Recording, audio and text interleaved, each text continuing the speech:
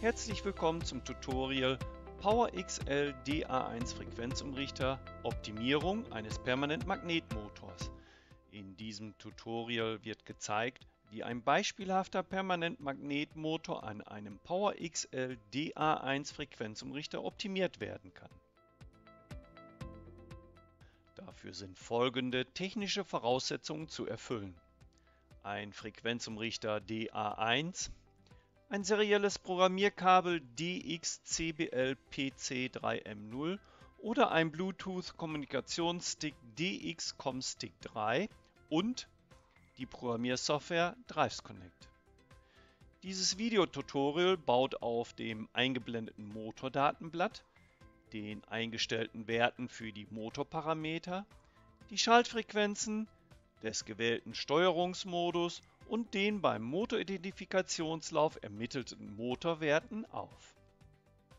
Detaillierte Erläuterungen zu den jeweiligen Einstellungen sind im eingeblendeten Video PowerXL DA1 Frequenzumrichter in Betriebnahme eines Permanentmagnetmotors zu finden. Für die Kontrolle des internen Motormodells sollte der Antrieb mit Last ca. 50% auf ca. 50 bis 100% Nenndrehzahl gefahren werden. Bei der erreichten Drehzahl ist dann der Monitorparameter Magnetisierungsstrom ID P014 zu kontrollieren. Dafür werden im Echtzeitbearbeitungsmodus folgende Einstellungen vorgenommen. Die Beschleunigungszeit P103 wird auf 10 Sekunden gesetzt. Aufgrund des noch gesperrten Kommunikationssticks erscheint die Meldung: Dieses Gerät unterstützt die Fernentriegelung. Möchten Sie dieses Gerät aus der Ferne entsperren? Diese Frage wird mit Ja bestätigt.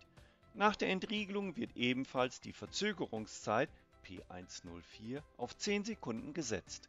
Die Solldrehzahl wird anschließend via Festfrequenz 1 P201 auf 1000 Umdrehungen vorgegeben. Es erfolgt der Wechsel in die Registerkarte Monitor und die im Echtzeitbearbeitungsmodus sichtbaren Kästchen für das Aktualisieren der Parameter P014 ID und P015 IQ werden ausgewählt.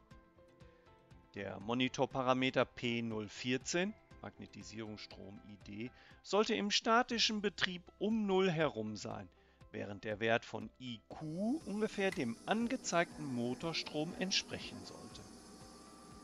Ist der Wert des Magnetisierungsstroms ID gravierend größer als 0, so ist der Wert von P107 Motornennspannung zu korrigieren und für die Optimierung des internen Motormodells ein erneuter Identifikationslauf zu starten. Die mit P712 einstellbare Magnetisierungszeit T-Erregung U-F bewirkt bei der Auswahl P401 = 3 bzw. 4 eine Verzögerung zwischen der Freigabe und dem Hochfahren der Ausgangsfrequenz. Dies wird zum Ausrichten des Rotors und zur Erzeugung des Magnetisierungsstromes in den Motorwicklungen genutzt. Der Magnetisierungsstrom beträgt 50% des mit P108 Motornennstrom eingestellten Wertes.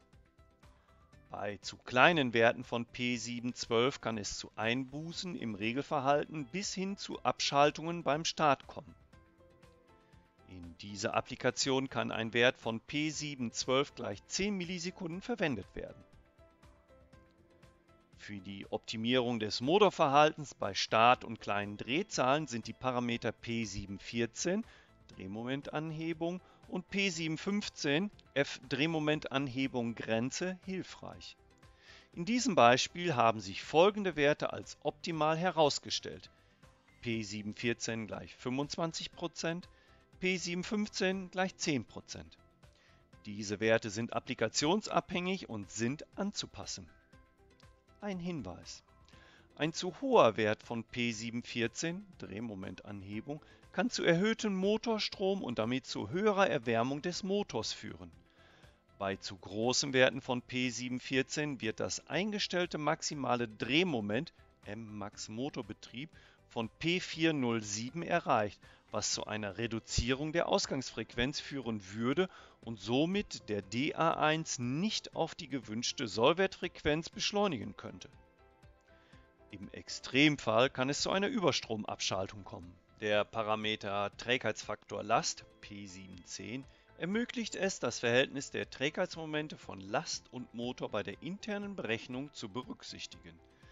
Der Wert von P710 errechnet sich aus dem totalen Trägheitsmoment Motor, Last etc. dividiert durch das Trägheitsmoment des Motors multipliziert mit 10.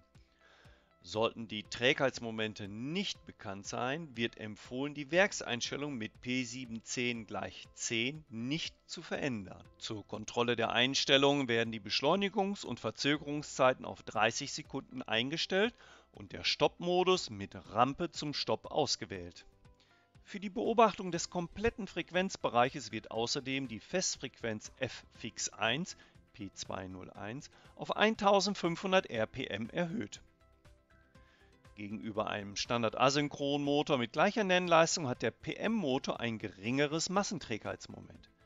Daher kann für einen dynamischeren Betrieb beim internen Drehzahlregler die proportionale Verstärkung MSC-KP P403 erhöht und die integrale Verstärkung MSC-TI P404 reduziert werden. Statt der Werkseinstellung von MSC-KP 50% kann in diesem Anwendungsbeispiel ohne Probleme ein Wert von 250% und bei MSC-TI statt 0,050 Sekunden ein Wert von 0,025 Sekunden genutzt werden.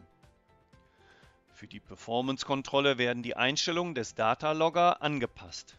Statt Triggermodus wird nun Dauerbetrieb gewählt. Für den zweiten Kanal soll die Motordrehzahl zur Anzeige kommen und für den dritten Kanal der Drehzahlsollwert. Der vierte Kanal zeigt die Zwischenkreisspannung an. Es erfolgt ein Hochlauf auf Nenndrehzahl ohne Belastung mit anschließendem Stopp via Rampe. Hier wurde bewusst eine lange Beschleunigungszeit gewählt, um bei kleinen Drehzahlen die Auswirkung von der Spannungsanhebung zu zeigen. Nach erfolgreicher Aufzeichnung kann mit der Maus zum Beispiel mit der rechten Linie über das Recording gefahren werden, um einzelne Betriebspunkte im Detail anzusehen.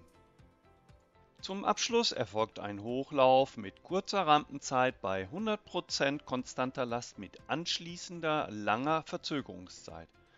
Die Vorgabe der konstanten Last erfolgt hier mittels einer 15 kW Belastungsmaschine.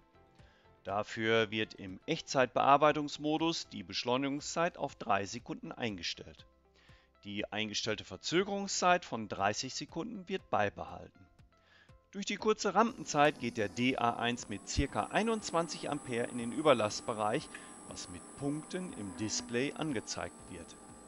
Bei der erreichten Solldrehzahl und bei der anschließenden langsamen Verzögerung fährt der DA1 mit dem Motornennstrom von 14,2 A.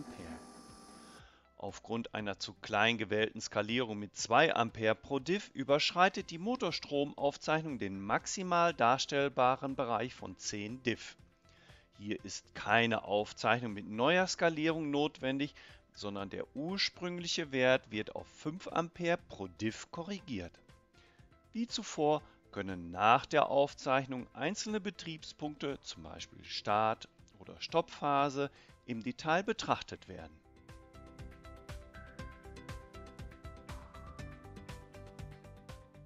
Vielen Dank für Ihre Aufmerksamkeit.